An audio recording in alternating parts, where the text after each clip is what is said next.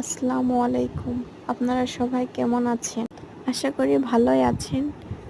আমার চ্যানেলে আপনাদের আপনি যদি আমার চ্যানেলে নতুন এসে থাকেন তাহলে সাবস্ক্রাইব করে বেল আইকন অন করে দিবেন। আজকে আমি বলবো আমার চীনা হাঁসদের যখন আমি প্রথম বল দিছিলাম তখন তো তারা বল দেখে ভয়ে ভয়ে পালাইছিল। বলের কাছে যেতেই চাচ্ছিল না। বল দেখে সবাই আমার মুখ হয়ে দাঁড়াইছিল।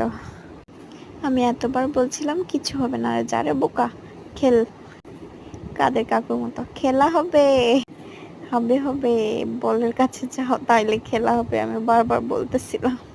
তারপরেও যাচ্ছিল না। তারপর কি আর করলাম, মনের দুঃখে বলগুলো সব নিয়ে নিলাম, নিয়ে পরিষ্কার করে রেখে দিলাম। কালকে আবার খেলতে দিবে। আজকের মতো এতটুকুই। আল্লাহ হাফেজ।